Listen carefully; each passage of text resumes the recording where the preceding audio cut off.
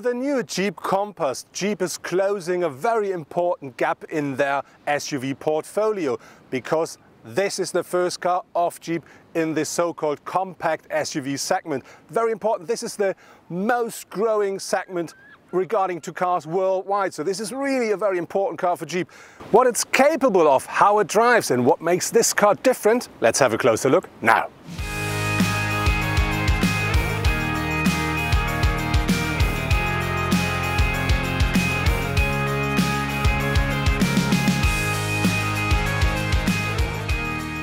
Our test car features the 1.4-liter petrol engine, and that delivers 170 brake horsepower, 250 Nm of maximum torque. In our test car it's combined with the 9-speed automatic gearbox, and I have to say that package works quite well, but when you drive, for instance, uphill, I think the revs are a bit too high. It's something I don't like, so I do prefer bigger engines there. I think that's more character. But the car is, to be really honest, for a day-to-day drive, perfectly equipped.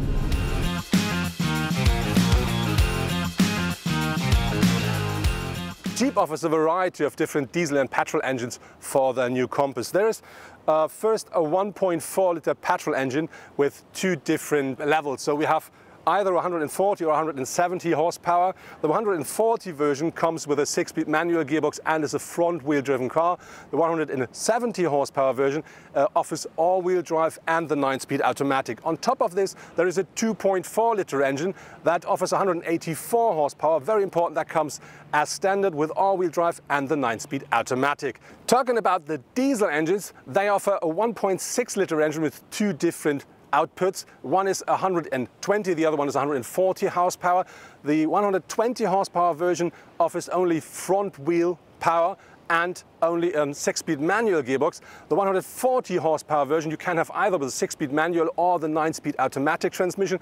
And very important, this one comes with all-wheel drive. And then there is a top model, which is a 2-liter diesel that offers 170 horsepower. That comes as standard with all-wheel drive as well with a 9-speed automatic.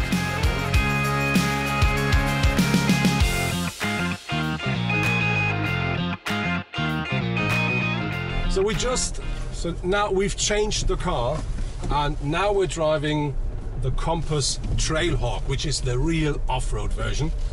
And that car, different to the standard Compass, offers more ground clearance. We're talking about nearly 23 centimeters here.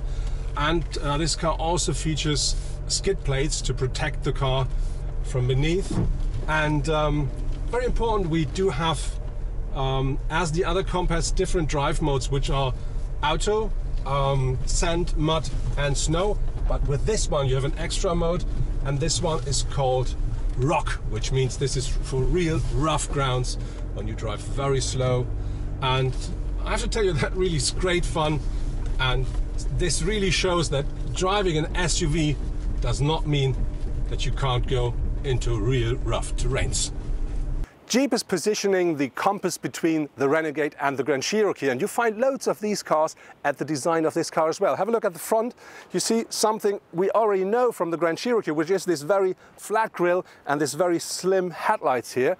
And when you go to the rear, you see, I think, a lot more from the Grand Cherokee lines than from the Renegade lines. And that makes sense, because the Renegade looks, especially at the front, a lot more like the Wrangler or the Willys Jeep, so a lot more like an off-roader, while this car looks a lot more like the Grand Cherokee, which is an SUV. And this is the segment which is growing dramatically, the compact SUV. This is where Jeep wants to play and want to earn a lot of money. What else you will find regarding to highlights of the design, we asked the designer himself.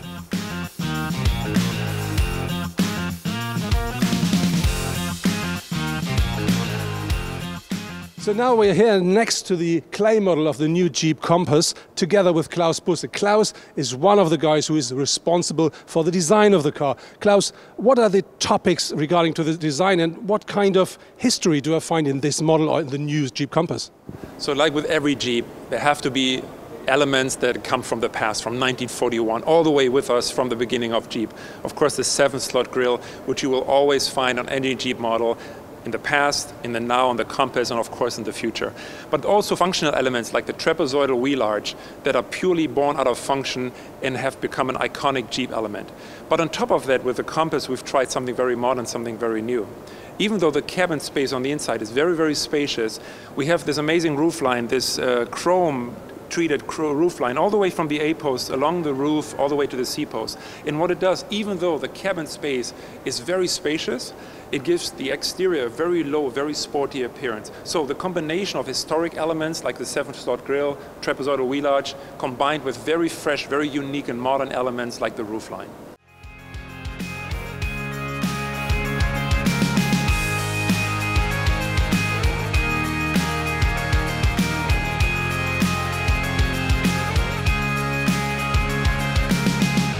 Talking about interior and space, I have to say the new Jeep Compass offers more than enough space, even for a tall person like me. I do sit very comfortably here at the driver's seat. I can adjust the steering wheel at my seat position the way I want, so I can really control the car. And this is the same regarding to the space for my co-driver and even behind me. I think an adult can sit easily even for a long trip. Talking about electronics, I have to say we do find, of course, all the modern driver assistant and safety systems inside the car. Everything you expect will be available as standard or an optional extra. And regarding to the sat-nav and the infotainment system, I have to say you can have an up to 8.4-inch touchscreen system here that works perfectly. It's called Uconnect, and that offers everything you want. You can of course connect your smartphone easily via Apple CarPlay or Android Auto as well.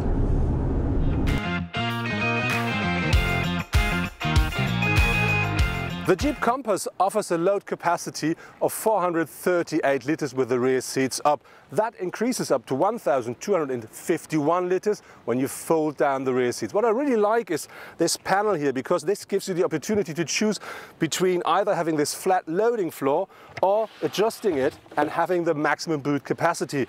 And I think with that down, this car works for everyday use easily. The Jeep Compass offers different drive modes. We do have sand, mud, snow and so-called auto. And if you buy the Trailhawk version, you will have rock as well, which is, I would say, the heavy-duty one. And I have to say the car, regarding to the suspension, really makes a great job. It is stiff enough to give you the feeling of that you have a good connection to the road, and it's not too stiff, so it's still very comfortable.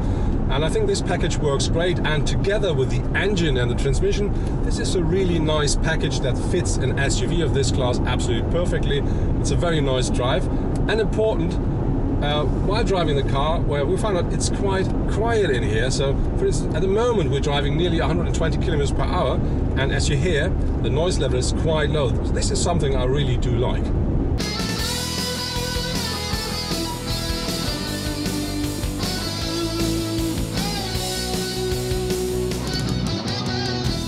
The new Jeep Compass is a real statement of the brand to say, yes, we now take part in the growing segment of the compact SUV. And it's very important for the brand because this car should be one of the best-selling cars of the brand in the future. I have to say I really like the idea of the car to look a bit more like a standard SUV than like a real off-road, because that really fits the segment a lot better. But for me, myself, I have to say, I prefer the Trailhawk version because I really like this robust look of the car. And very important, if you go off-road with that car, nothing will stop you.